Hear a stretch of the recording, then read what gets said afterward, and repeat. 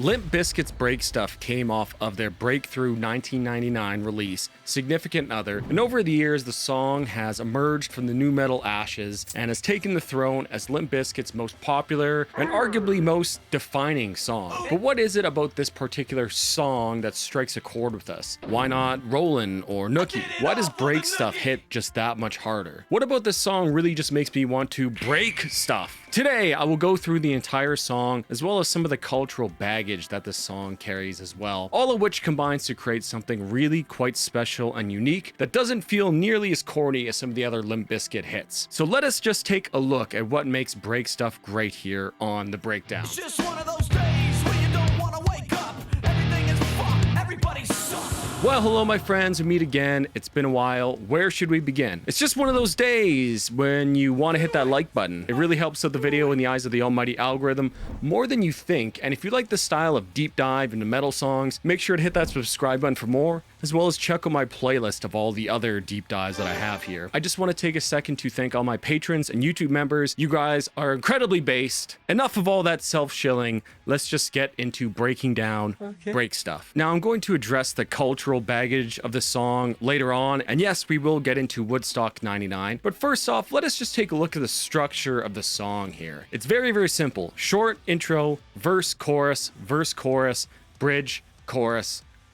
That's it. Song has very little fat here. Everything is trimmed down to exactly how long it needs to be. The intro lasts basically 1.5 measures of music, and the entire song is under 3 minutes long. Now, this lean songwriting really helps the band's rap metal sound to not get tiresome, as I think a lot of their other songs sort of can get long in the tooth and overstay their welcome. Whereas here on Break Stuff, Limp Bizkit simply shows up, breaks a whole bunch of stuff, and then leaves.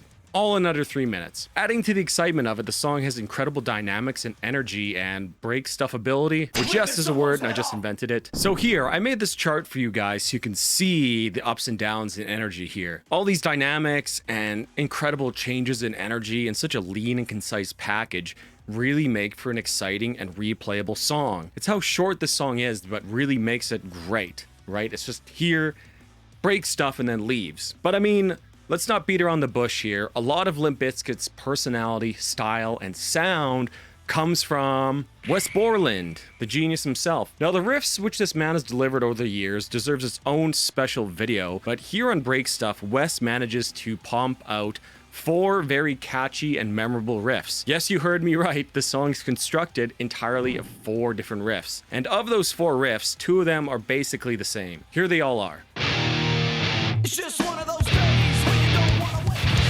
I think you better quit, let shit slip, or you'll leave it with shit. My suggestion.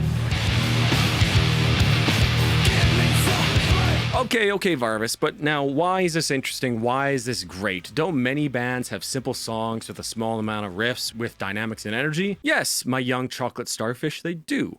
But here on Break Stuff, these riffs all function really more as samples. Samples, you ask? Yes, the reason why the song works so well is that rather than being a metal song with rap and hip-hop influences, it is actually a rap song with a metal coat of paint, with the added bonus of having a very Korn-inspired breakdown, heavy as bridge section. But Varvis, you scream, what exactly is the differentiation here? Well, you know, I'm hardly a rap historian, but to me, this song feels much more similar to a 90s rap song than say Nookie or Rollin' or My Way does. Those really feel more like nu metal songs, right? There's some singing, heavy riffs, which change and have more complex parts to them here. Whereas in contrast, the riffs and break stuff, as I said, act much more like samples, which is kind of ironic as DJ Lethal does next to nothing on this track, which sort of adds to the grand juxtaposition of the song here. Now, the riff which Wes Borland plays kind of sounds like a chopped and repeated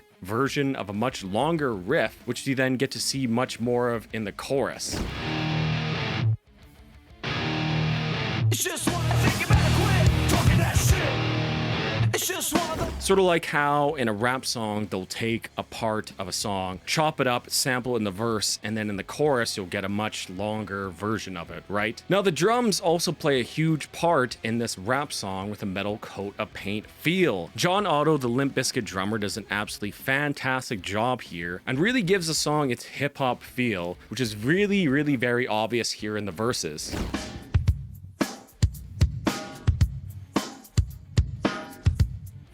Adding to this is the very loud and thick bass playing of Sam Rivers, as he is a very underappreciated element of the song and band in general. Him and John Otto are always locked in tight together and just create that sort of foundation that Limp Bizkit really needs to stand upon. Again, similar to how Wes Borland's riffs sort of sound like a sample, John Otto's drums sort of sound this way as well, especially with that eighth note kick drum that leads right into the first beat of the following bar, which you hear quite often in 90s rap music. In fact, the verse drums ripped straight from Mobb Deep's The Shook Ones Part 2. Even the drum beat is very, very similar.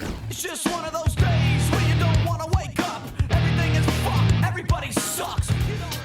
Check it out, man.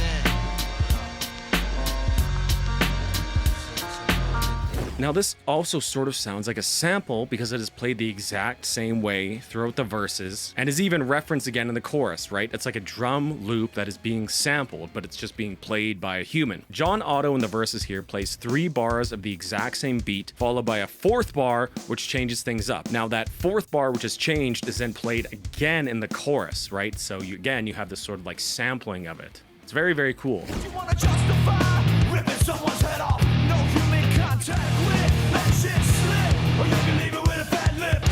Now he plays the drums very fantastically here. He's very, very precise, like a human drum machine. And the drums also sound great here, incredibly punchy, and immediately puts you into the groove of the song. I also love the snare sound on this song. It just sounds so tight. It's just great. I think you better quit talking that shit. It's just one of those days, feeling like a freight train.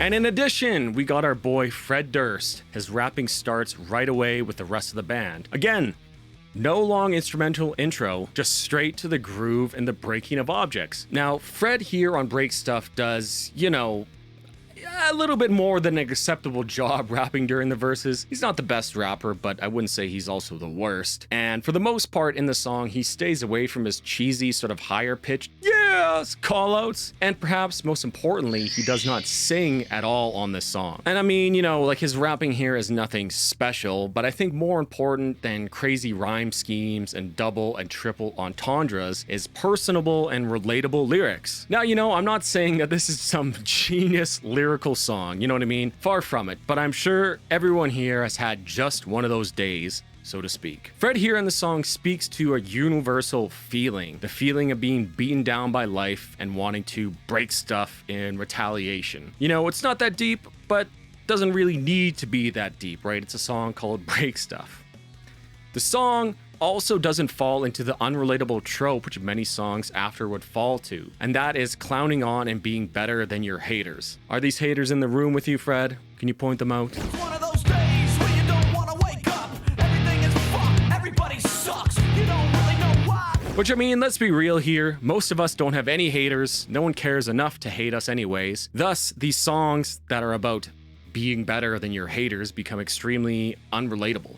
Right? But I mean, who hasn't been feeling like shit and been treated like shit? Who isn't tired of the he said, she said bullshit? I know there are a few goofy lines here and there, but man, this is a Limp Bizkit song after all. You can't be expecting lyrical genius poetry here. But what really matters is that the lyrics are relatable and that Fred Durst is very energetic throughout the song, which gives it that energy and that delivery of it. It's just great. Ripping someone's head off, no human contact. And if you interact, your life is on contract. Your best bet is... So alright, okay, back to the song here. We have the verses, which by and large feel like a rap song with a metal coat of paint. They have a pretty decent energy and bounce to them, however, it's when the drums stop and we get Freddie yelling, "It's just one of those days!" that the song really starts to become great in my opinion here. It's just one of those days. It's all about the he says, she says bullshit.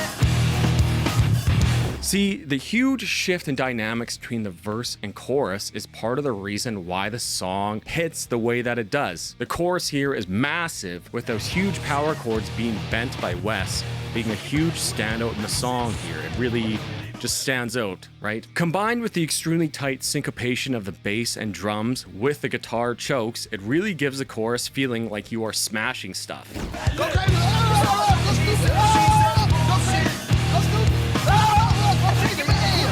It satisfies that part of your caveman brain that enjoys breaking things when things don't go your way, right? Everyone knows what I'm talking about. This is combined with Fred's much more aggressive vocals here in the chorus, adding a lot of dirt and grit to his voice in a way that's not too dissimilar to how Jonathan Davis would do it, especially on the line, "'cause you'll be leaving with a fat lip," sounding especially corn-like, being grunted through gritted teeth. I think this is probably Fred Durst's best vocal performance on any song, to be quite honest. And then as quickly as the chorus comes, it leaves again, dropping the energy back down, back to the head-bobbing groove of the second verse. I think you better quit talking that shit. It's just one of those days, feeling like a freight train. First one. Now, we've already sort of discussed it here, and there's nothing really much to add, so let's just skip ahead to the bridge. So come and get it. I feel like shit. My suggestion. Now, the modern metal breakdown owes a lot to the song, and this song owes a lot to Korn's first album, as essentially the entire bridge serves as a build-up to the huge breakdown / throwdown section here. Now, this whole bridge is stolen almost directly from songs like Clown and Faget. I'm just a pretty boy, whatever you call it. You wouldn't know. I feel like shit. Suck my dick and fucking like it! You're my company at the party morning! I just might break your fucking face tonight. Give me something to break. The bridge here at Break Stuff is elegantly simple and efficient, right? Wes Borland plays a riff, which starts out small and palm muted, before he adds more notes and increased energy to it, which is basically the same riff that the breakdown is played later on after the throwdown starts. But of course, once the breakdown starts, he plays it unmuted, so you get introduced to the riff in a lower energy form, and you hear it again after in its much higher energy form with the bass locked into it. It's just great. I just might break your fucking face tonight. Give me something to break. Now, the bridge also sees the first appearance of DJ Lethal, who adds some scratches into the mix to really sort of build up the energy around it before the drop. Drummer John Otto does a great job here as well, building up the energy. I hope you know I pack a chainsaw. I'll skin your ass raw. And if my day keeps going. Although once again, we move back to our boy Fred. It is his work on the bridge here which really sells it here. Going this way, I just might break something tonight. I pack a chainsaw. I'll skin your ass. Again, and I can't stress enough how good he sounds in the song. He sounds angry and unhinged in the song, and his sort of trademark high-pitched, nasally voice hardly comes through here, and when it does, it still sounds pretty good. The bridge lyrics here are pretty goofy in all honesty, but, his big hook of "break your fucking face tonight" is delivered very well and really sets the mood for the festival destroying throwdown which follows. In addition, I think the line "give me some to break" really fits well here, and Fred sounds particularly pissed off here and throughout the rest of the song. Love this breakdown. It hits so hard. Probably one of my favorite Limp Bizkit parts in any other songs, honestly. Going this way, I just might break something tonight. I pack a chainsaw. I'll skin your ass. Now that we've gone through most of the song here, I mentioned cultural context at the beginning here, and this is also a very important reason why the song still hits as hard as it does today, right? You can't ignore the cultural context of songs, you just can't. Now, Woodstock 99 has sort of become a sort of mythical event, surrounded in lore and controversy,